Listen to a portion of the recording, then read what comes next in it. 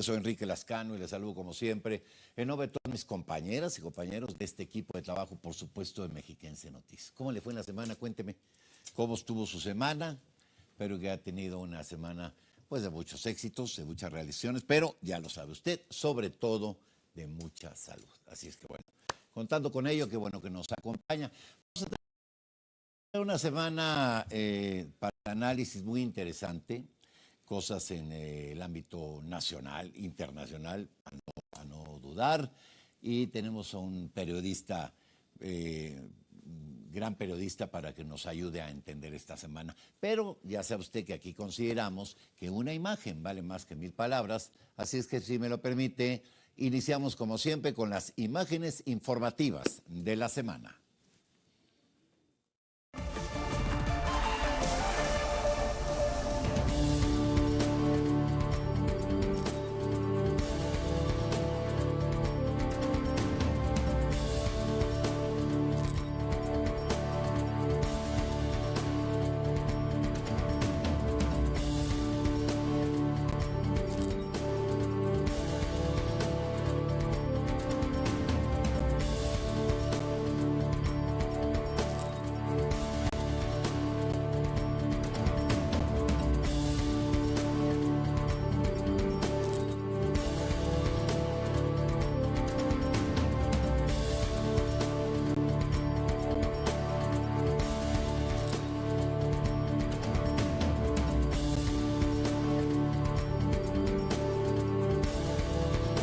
Bueno, ya estamos con usted y son 3 las posibilidades para que usted nos haga el favor de enviarnos algún comentario. Ahí tiene usted las redes, sí, nuestros correos. Por supuesto, el personal, los institucionales. Nos encantaría conocer su opinión, sus sugerencias y ya sabe usted, sus críticas siempre bienvenidas. Así es que bueno, ahí están esas 3 posibilidades. ¿Quién nos acompaña esta tarde en Domingo 7? Vea usted.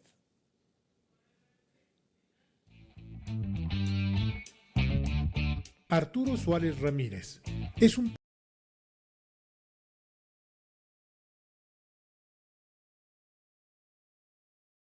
periodista de la Ciudad de México con 18 años de experiencia. Cursó la licenciatura en Ciencias de la Comunicación por la Universidad del Valle de México y es licenciado en Periodismo. Cuenta con estudios de maestría en Filosofía y Crítica de la Cultura en la Universidad Intercontinental. Ha sido catedrático en la Escuela de Periodismo Carlos Septién García, en el Instituto de Comunicaciones y Filosofía, en el Claustro de Sor Juana, e invitado a impartir cursos y ponencias en otras instituciones educativas. Fue director editorial del periódico El Punto Crítico y la revista Urbania. Es columnista y conductor de radio y televisión. Actualmente es director del semanario Impar y colaborador de medios electrónicos y plataformas como Perspectivas MX. Hoy nos acompaña en Domingo 7 Arturo Suárez Ramírez. Bueno, y déjeme saludar al maestro Arturo Suárez Ramírez, joven periodista muy destacado. Arturo, ¿cómo estás? Gracias por participar de nuevo en este espacio. Muy bien, Enrique, muy contento de estar contigo y con el auditorio, a la orden. Nosotros siempre agradecidos contigo, gracias por tu participación. Y bueno, conocedor que es ya de la mecánica del programa, nos vamos hasta el jueves 27 de marzo, donde le informaba, donde le daba a conocer un informe presentado por la Secretaría de Gobernación, revelando que el crimen organizado reclutaba a menores de edad para integrarlos a sus filas a través de redes sociales, videojuegos y aplicaciones de mensajería, donde se buscan a menores, fíjese usted, de 6 a 17 años de edad, ¿sí? Y lo hacen con promesas falsas de empleo, regalos y dinero. ¿Y a qué nos convoca esto? Yo de entrada digo, hombre, a la autoridad pues estar muy pendiente para identificar estas falsas promesas de trabajo, ¿sí? Y digamos en el ámbito más íntimo, más personal, en la familia, pues estar muy pendientes de lo que están viendo nuestros hijos en las redes, Arturo. Mire, como esta que le hemos mencionado, hay una cantidad de riesgos. Claro, hoy las redes sociales permiten una gran cantidad de cosas. Internet es la humanidad cuando se estudie, pasados los años, ¿no? La llegada a Internet de la supercarretera y la información va a ser un antes y un después de la humanidad. Esa es una realidad, ¿sí? Hoy, pues, gran parte de los conocimientos que ha adquirido la humanidad a través de los siglos los puede usted tener en un teléfono. Esa es una realidad, alcance de un teléfono. Pero, como todo, ¿sí?, tiene un lado bueno y un lado muy oscuro. Parte de suerte de enganchamiento que hacen el crimen organizado con los chavos se da a través de estos videojuegos, ¿sí? O de falsos amigos en las redes y son profesionales de esto, ¿sí? Son capaces de convencer a cualquiera de sus bondades, de su amistad, a lo mejor de las promesas de regalos o de conocer lugares que puedan hacerle. Está documentado, no en balde, lo saca la titular de Gobernación para informar que se está trabajando en ese sentido, pero también como una suerte de alerta para las familias, Arturo, ¿no? De Es un pronto, tema. pues los papás queremos, pues a lo mejor un poco de tranquilidad, llegando de una jornada pesada de trabajo, como hay muchos padres y madres, ¿sí?, de familia que tienen, pues, en sus espaldas esta responsabilidad y llegan cansados y cansadas. Y luego, pues, lo que quieren es tener un rato de tranquilidad muy merecido. Y entonces, pues, es fácil decirle a los chavos, pues, ahí entretente un rato con los videojuegos, con internet. Pues sí, pero hay riesgos ahí grandes. Por no hablarle de otros, el ciberbullying, la trata, de muchas cosas, Arturo. Es un tema muy, muy amplio el que estás poniendo sobre la mesa y sin embargo yo tocaría dos aristas. La primera es esta parte de la educación. No hay vuelta atrás, tenemos que entender que no hay vuelta atrás en estos avances tecnológicos, en esta supercarretera, en las aplicaciones, en los juegos. Entonces, cuando yo digo hay que entrarle esta parte de la educación, no solamente es sobre los hijos, sino también es sobre los que tenemos, sobre los más grandes, sobre los que son padres, esa responsabilidad de educarse, de educarnos y entender cómo funcionan estos artefactos, porque los artefactos precisamente y las aplicaciones y los juegos y la televisión inteligente tienen estos controles para que los menores tengan acceso a cierta información solamente, que son estos controles, de alguna manera, estos límites que se ponen, y me parece que tendremos que aprender a usarlos como padres, como más grandes, y educarnos junto con ellos para entrarle a esta situación. Y el otro, pues es que es esta posibilidad abierta de que encuentras absolutamente todo en las redes sociales y en esta parte de los juegos de video, ¿no? Es muy sencillo entrar a un juego de video y tener abiertos estos chats o conectar el juego de video a través de una aplicación, de una red social en donde puede entrar cualquiera, ¿no? Y el segundo punto es esta parte de que no hay vuelta atrás, sí debemos de educarnos, pero también que nos, de alguna manera, nos gana esta, entre comillas, o este adiestramiento, pues es también el crimen organizado, son los delincuentes, que ellos sí le entran a todo esto, sí saben manejar todo esto, y en esos vacíos que se van haciendo, tanto familiares, tanto tecnológicos, de todo esto que estabas hablando, pues obviamente son aprovechados por estos individuos, ¿no? Totalmente de acuerdo contigo, así es que quizá, pues el comentario aquí sería, pues hay que estar pendiente de los chavos. Por supuesto, hay una parte que tenemos que respetar de ellos desde muy pequeños, ¿no? Que es su privacidad, individuos tienen su espacio, ¿no? Pero, pues los padres tenemos que estar muy cerca de algunas cosas para poder evitarles riesgos mayores, ¿no? Así es que este tema de estar muy cerca de lo que ven, ¿sí? Y de a quienes de pronto contactan incluso para los juegos, porque pueden estar jugando con otra persona que ni conocen, ¿no? Y está bien, es parte de esta dinámica de los juegos, pero también estar atentos a saber qué se dice y cuándo se dice y a quién se le dice, ¿no? Bueno, déjame ir un corte, Arturo, por favor, amigos que nos acompañan, y regresamos con más aquí en Domingo 7. 7.7 grados en la escala de Richter se habría registrado cerca de la ciudad de Mandalay, en Myanmar.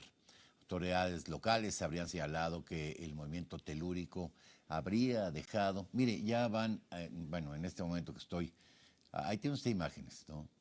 En este momento que estoy informándole a usted, pues ya iban 3,000 y tantos, 3,300 por ahí, bueno, una barbaridad, ¿no? Se señalaba que continuaban las labores de rescate, un número de centenares de heridos y desaparecidos también.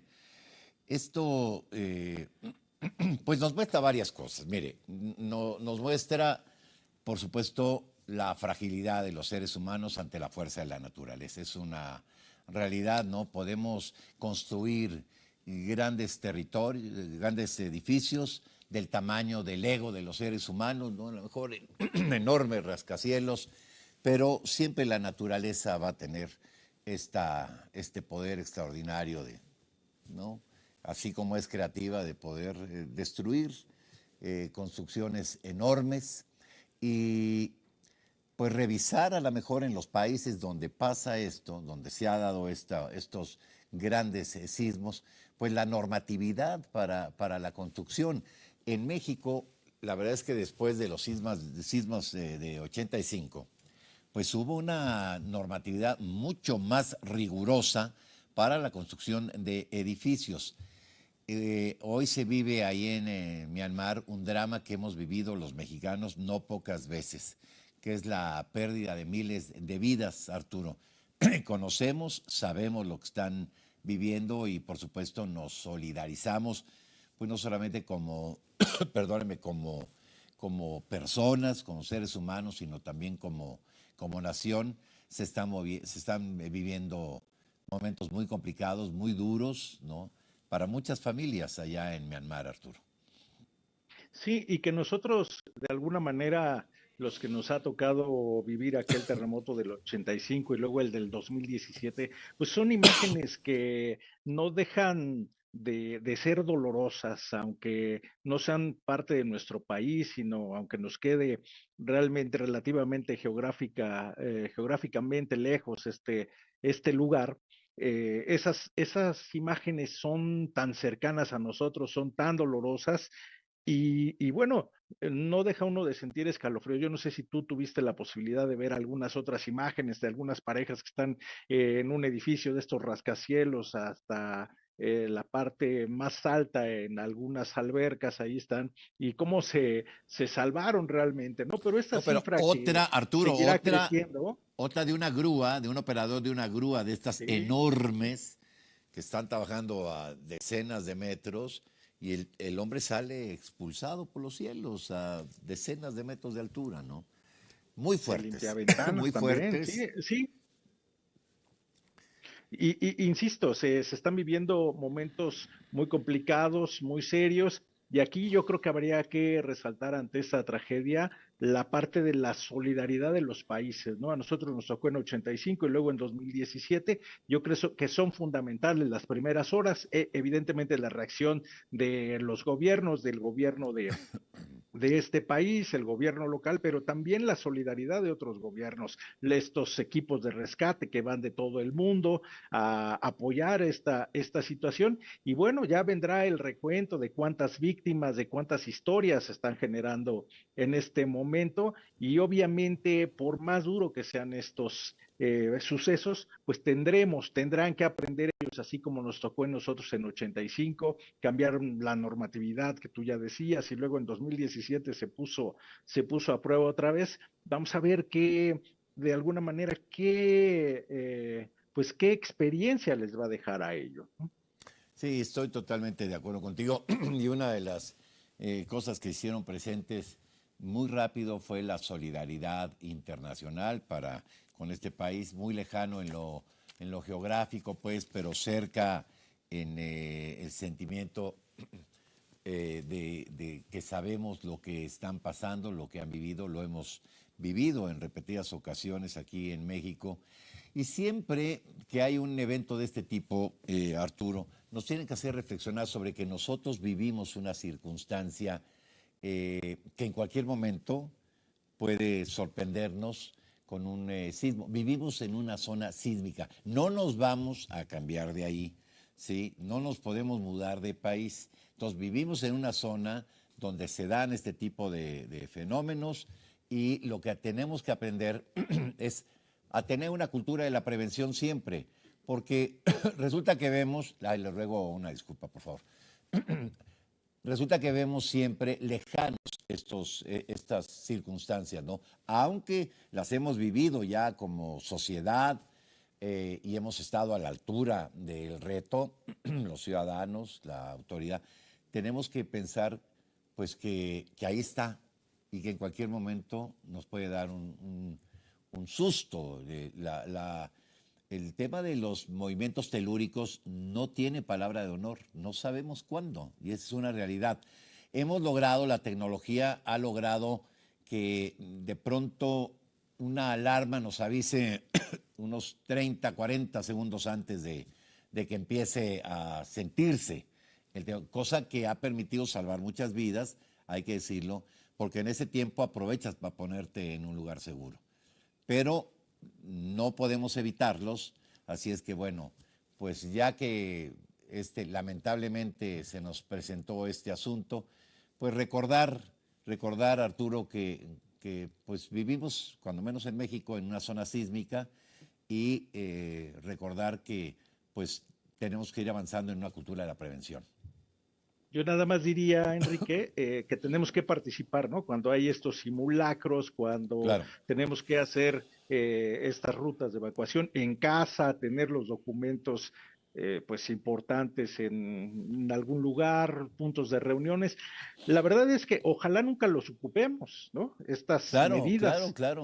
pero tenemos que estar preparados, como tú bien dices, una zona sísmica en la que Absolutamente. vivimos, una zona volcánica y además pues otras cuestiones, otros fenómenos naturales a los que estamos expuestos, ¿no? Absolutamente. Bueno, déjeme con más. El sábado 29 de marzo le daba a conocer que habría entrado en vigor la nueva ley que prohíbe la venta de alimentos chatarra en todas las escuelas del país. Como parte de la estrategia Vive Saludable impulsada por el gobierno federal, el nuevo reglamento establece que no se pueden vender refrescos, bebidas azucaradas, frituras y dulces, así como chocolates, pasteles, botanas y comida rápida. Quienes incumplan estas disposiciones pueden enfrentar multas económicas que van de los 11,000 a los 113,000 pesos, perdóneme, y sanciones como la revocación de permisos y en casos graves la clausura del plantel. ¿De qué estamos hablando? Bueno, mire, estamos hablando de varias cosas. A ver, la primera, estamos hablando de que hemos alcanzado niveles poco recomendables, ¿sí? De niños y jóvenes con problemas de sobrepeso y obesidad, al igual que adultos, ¿sí? Pero bueno, este programa, digamos, que va dirigido a los chavos, a los que van a las escuelas públicas y que de pronto en la escuela, en la tiendita de la escuela, ¿sí? Pues nos encontramos estos productos que no nos ayudan en una dieta sana, Arturo, ¿no? Yo recuerdo, y usted va a decir por ahí, uy, pues en la época, yo recuerdo en mi primaria que hice, y le mando un saludo a quienes estudiaron ahí, mi queridísima Escuela Generalísimo Morelos, en Naucalpan de Juárez, mi querida y adorada escuela primaria, donde pues de pronto nos tocaba ahí atender la tienda, ¿no? Sí, pero a todos los chavos, ¿no? Les tocaba de pronto. Pero yo no me acuerdo que vendieran este tipo de... Y te voy a decir por qué. Porque en la época que yo iba a la escuela había los famosos desayunos escolares, ¿sí? Que eran muy ricos, te daban una leche, un pan, una fruta y una palanqueta, algo así. Y era muy sano, eran desayunos muy sanos, ¿sí? Y luego en la cooperativa pues había otras cosas, pero nada que ver con los productos que hoy puede uno encontrar pues en una tienda y esto me preocupa también un poco, a la salida de la escuela, Arturo. Porque a lo mejor no los van a consumir adentro, pero afuera, yo no entiendo cómo se va a armonizar este asunto, ¿no? De que no los coman afuera, adentro, pero afuera van a estar ahí los vendedores de productos chatarra. Eso pues será un asunto que tendrá que decir la autoridad. Pero qué duda cabe que entre que los chavos de otra generación pues hacíamos más ejercicio porque no teníamos estos juegos hoy, ¿no? Digo, que los chavos están todo el día en las tablets o en los teléfonos inteligentes. Pues uno tenía como entretenimiento la pelota, ¿no? Pues todo tenía, todos los divertimentos tenían un elemento muy importante de fisicalidad, Arturo, ¿no? Entonces, pues éramos una generación de chavos, pues que nos divertíamos con una fisicalidad, ¿no? Lo que jugaras, lo hacías corriendo, parados, brincando, saltando. Esa es una realidad. Y pues no había esta clase de productos que hoy abundan. Son dos realidades, ¿no? A ti no te tocó porque estás más chavo.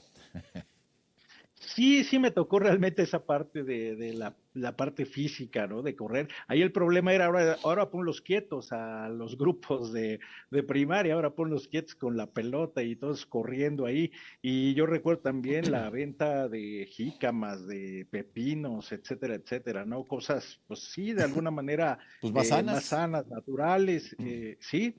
¿Y cómo les son atractivos? ¿Cómo la mercadotecnia, la publicidad de todos estos productos son muy atractivos para los más jóvenes, ¿no? Yo creo que poco a poco tendremos que ir aprendiendo en este sentido, porque ya hay un etiquetado. Me parece que está bien, por lo menos cuando vas al supermercado, a la tienda, y revisas cuántas calorías, cuánta grasa, etcétera, etcétera. Estas prohibiciones, pues de alguna manera también están bien. Falta esta parte de armonizar, como tú decías, pero mira, no hace mucho vivimos algo pues que trastocó a toda la humanidad, que fue esta pandemia del COVID-19.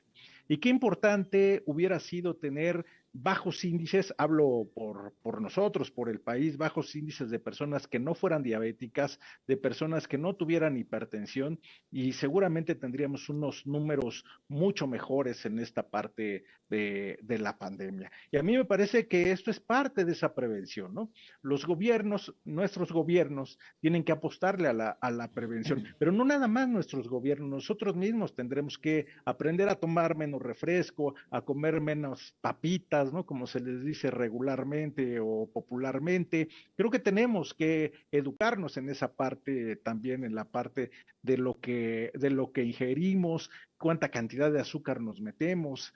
Y yo creo que esto va a traer buenos resultados en un mediano plazo, Enrique. Yo coincido contigo. Es un poco reeducarnos en la alimentación, ¿sí? Creo que hay productos naturales muy sanos y que pueden ser muy ricos. Tenemos la idea de pronto que toda la comida sana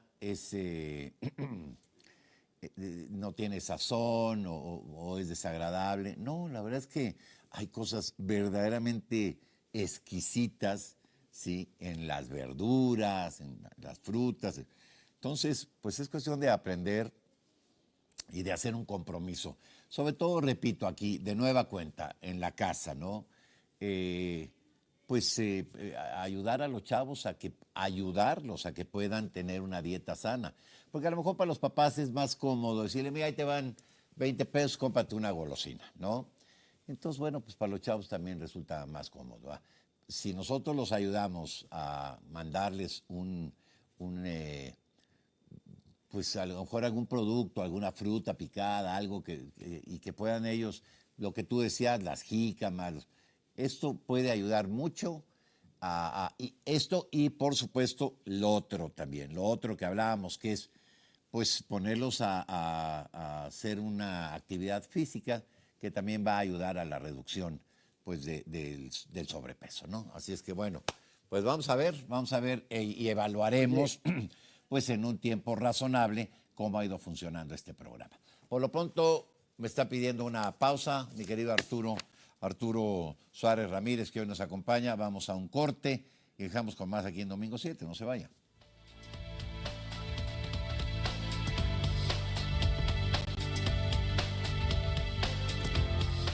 Bueno, así llegamos al domingo 30 de marzo, donde le informaba que el grupo terrorista jamás habría aceptado un nuevo acuerdo presentado por los mediadores de Egipto y Qatar para frenar el conflicto armado que se vive en Gaza.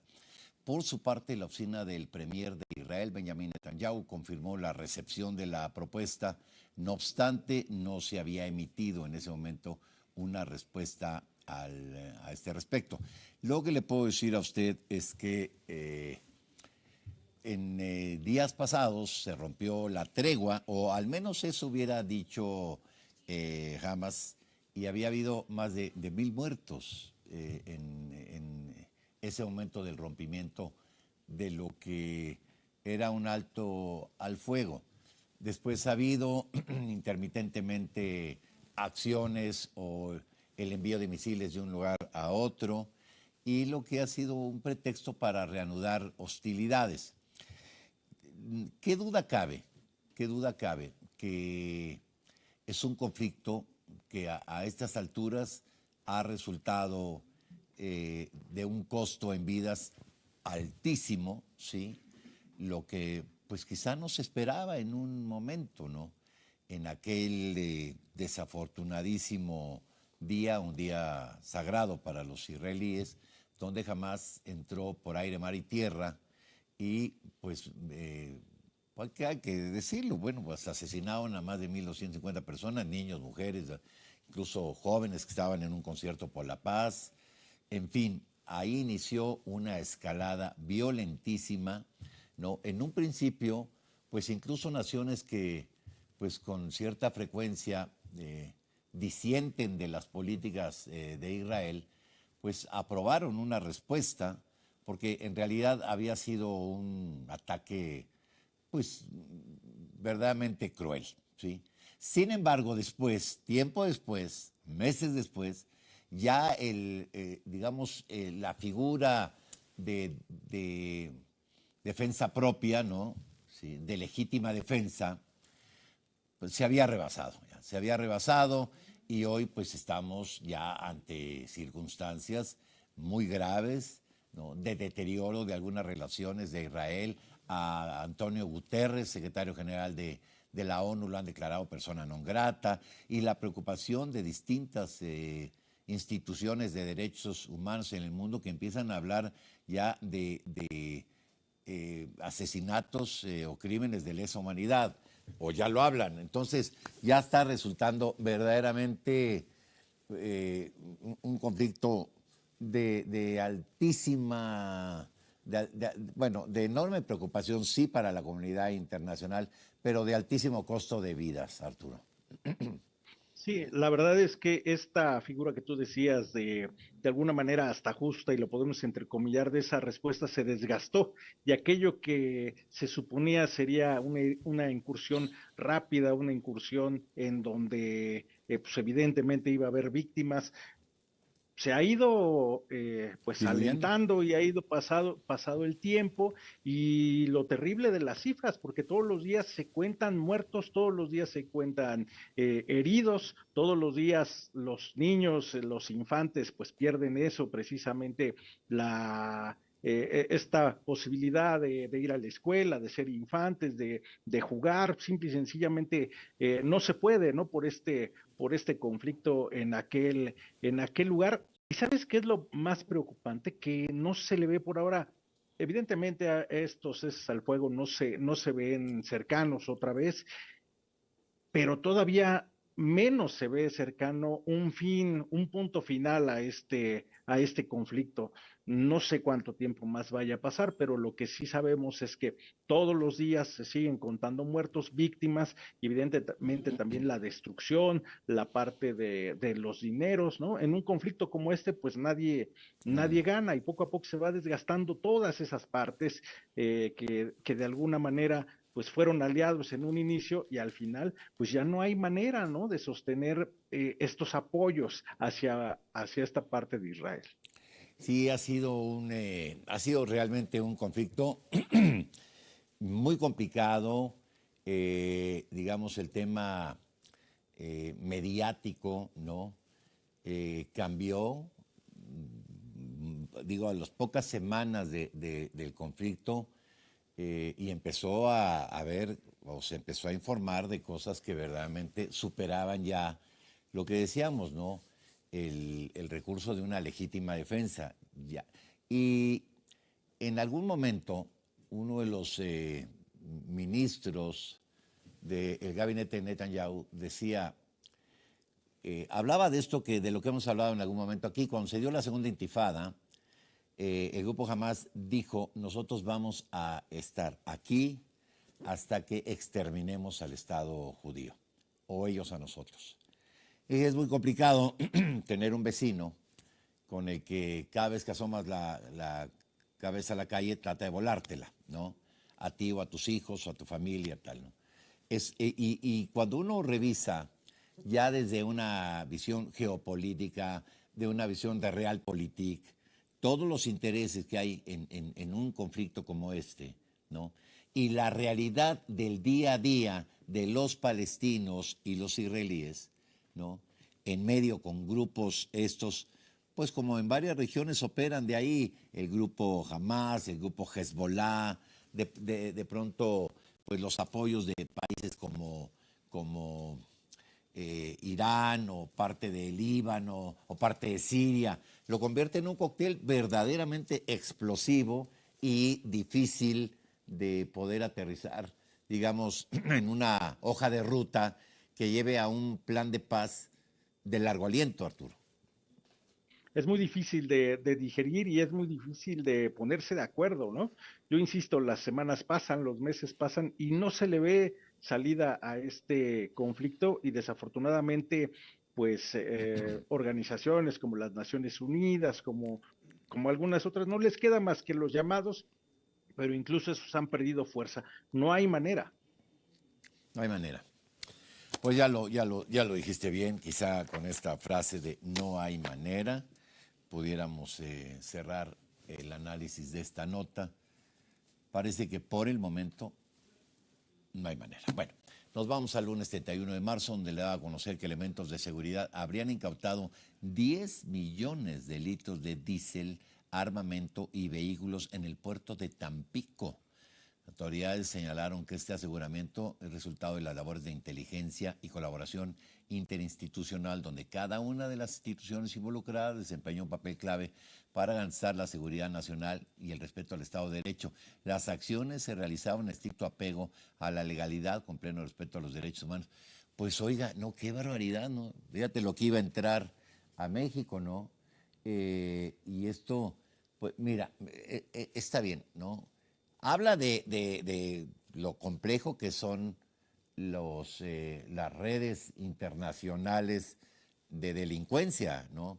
Porque esto, por supuesto, se cocinó en otro lado, ¿no? Pretendiente al país. En realidad es un fraude fiscal, ¿no? Y pues un barco de ese tamaño, imagínate nada más, ¿no?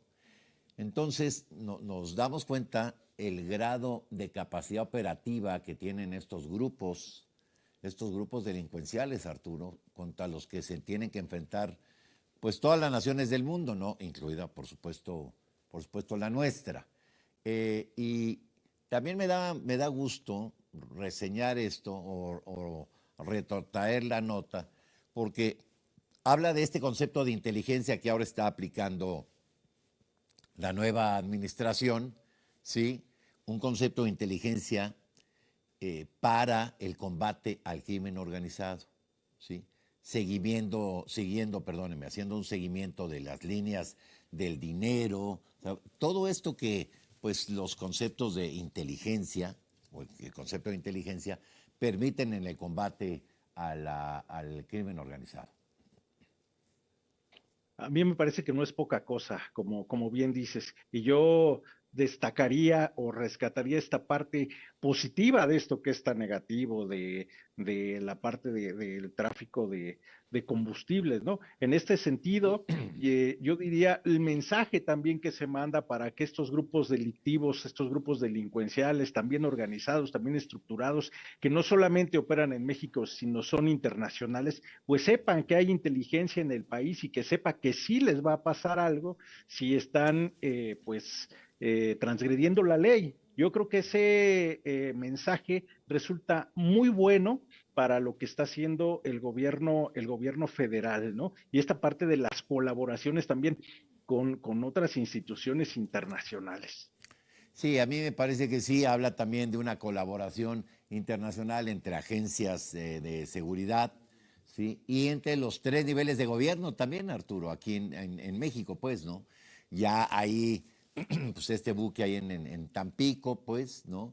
Y habla, pues, de colaboración entre las instancias de gobierno.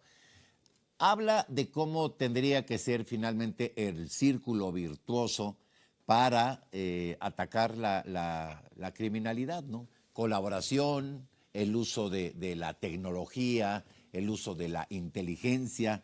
Y digo la inteligencia como concepto, porque de pronto, hace poco alguien me dijo, no, pues es que si no usas la inteligencia, no, a ver, la inteligencia como se conoce, pues, ¿no? Con esta capacidad de conocer desde antes cómo están operando estos grupos, todo esto que es la inteligencia como un concepto Investigación. exactamente la investigación, todo esto que hacen pues los países para combatir el crimen organizado. Así es que enhorabuena, fue un buen golpe a la delincuencia y pues no nos queda, si de pronto luego uno se vuelve crítico con algunas cosas, pues no nos queda más que felicitar en esta. Así es que bueno, vamos a un corte y regresamos con los 2 días que nos faltan por analizar, Arturo.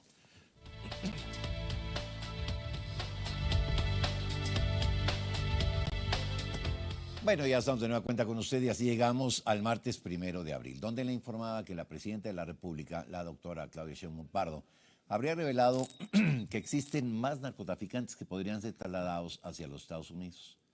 Explicó que por el momento el gobierno de Donald Trump no tiene, digamos, solicitudes en específico. Sin embargo, subrayó que esto dependerá del trabajo conjunto entre ambos países. Aquí había que recordar que a principios de marzo el gobierno de México habría trasladado a 29 personas hacia los Estados Unidos, incluyendo entre esa lista a Rafael Caro Quintero, entre otros personajes de la delincuencia organizada. Y bueno, pues hoy, o en estos días, esta semana, nos enteramos pues que a lo mejor habría otros personajes, Arturo, que estarían en esta lista pues para ser trasladados hacia prisiones en los Estados Unidos. Híjole, pues a temblar muchos de ellos, ¿no? Ahora es cuando deben de estar reflexionando sobre todos los delitos que cometieron y todo lo que hicieron allá, bueno, acá y por qué son requeridos en Estados Unidos, ¿no? Nada más se habla de la posibilidad de la pena capital para alguno o para algunos de estos personajes y me parece que eso debería de tenerlos muy nerviosos. De nueva cuenta, los mensajes que se están mandando hacia los grupos delincuenciales me parece que son los correctos, pero también para la sociedad en términos generales de que sepa que hay gobierno que responde, que hay estrategia en este sentido para ir en contra de los delincuentes y también hay cooperación en ese sentido con las agencias y con los gobiernos como el de Estados Unidos para que lleven a estos, a estos personajes a aquellas cárceles y también a que respondan sobre lo que son acusados de aquel lado. Sí, también es parte de este esquema de cooperación en el que se ha empeñado la presidenta Sheinbaum de que tiene que darse de una forma, sí, muy riguroso, sí, muy formal, pero también tiene que ser un diálogo muy respetuoso de las soberanías de ambos países, Arturo. Solo así uno sabe ahora y lo hablábamos hace rato, ¿no? Uno sabe que los tentáculos de la delincuencia pueden alcanzar pues no solamente lo largo y ancho de un país, sino más allá. Hoy nos damos cuenta que los grupos delictivos pueden tener presencia.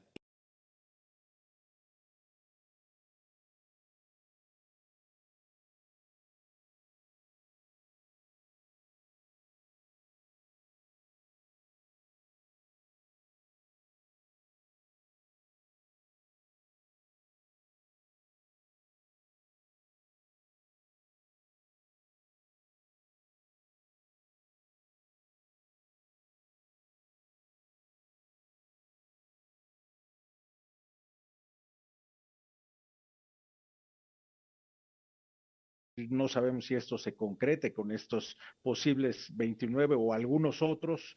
No sabemos el número real que podrían enviarse, pero tampoco podemos cerrar los ojos y negar las cosas y los resultados están ahí, ¿no?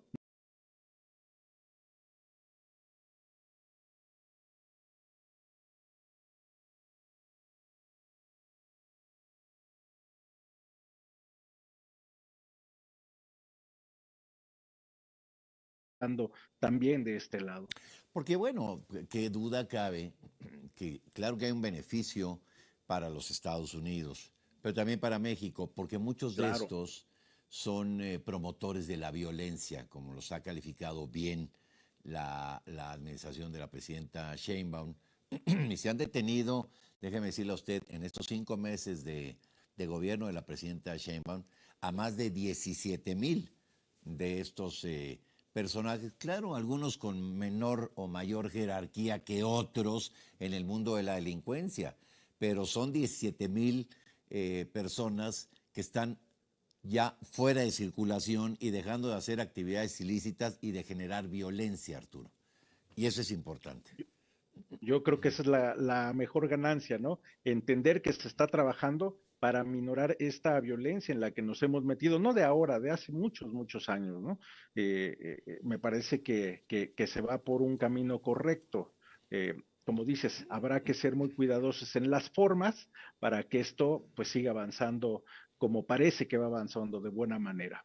Bueno, sí, me parece que es uno de los temas. Bueno, incluso como estas circunstancias hoy tienen, digamos, un componente financiero, ¿no?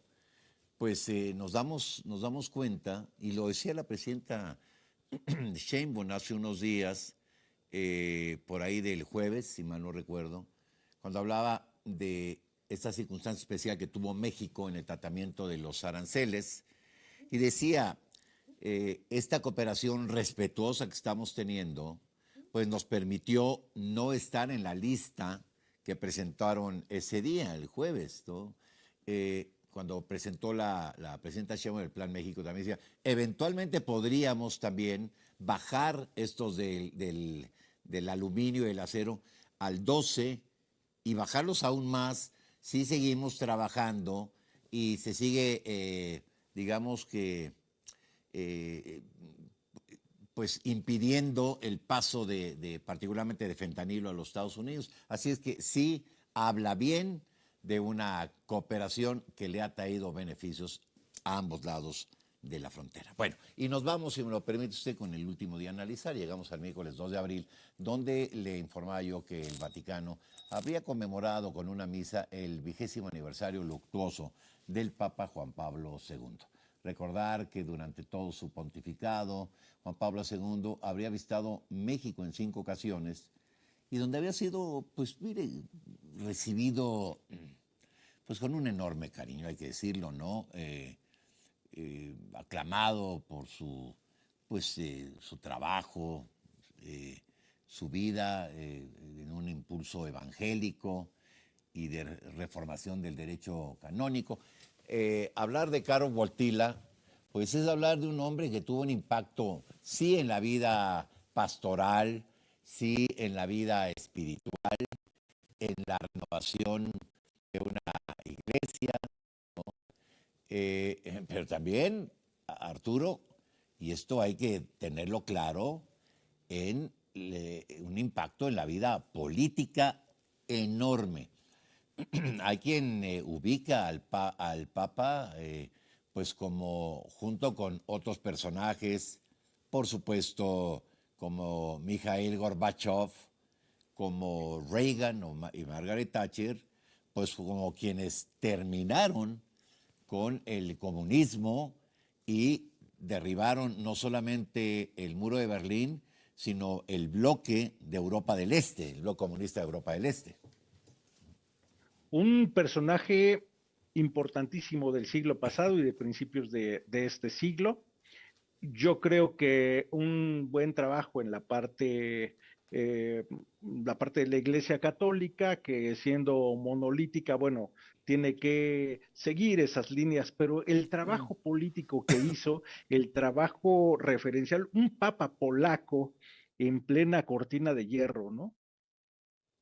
Era algo impensable, ¿no? Con estos personajes que tú ya marcas, con estas hegemonías de países como Rusia, etcétera, etcétera, y la caída del comunismo y de dónde viene la parte de su historia.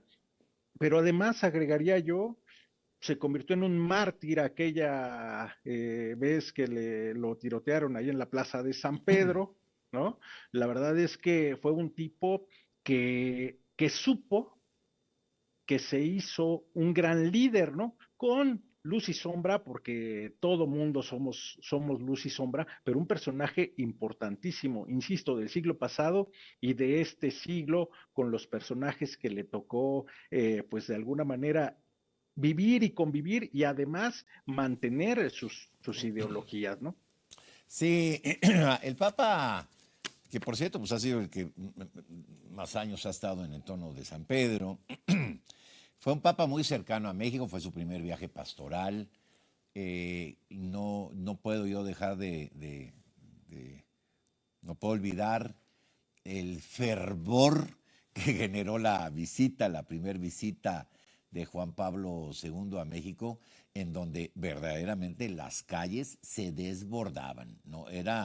Fue un asunto como no ha ocurrido con otros papas. Yo no digo que pues Benedicto o el propio Papa Francisco no tengan un carisma extraordinario también, ¿no?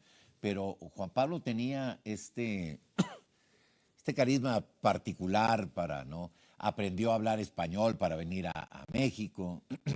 En fin, un hombre muy cercano que tenía esta facilidad para ganarse el corazón y la simpatía de los mexicanos, ¿no?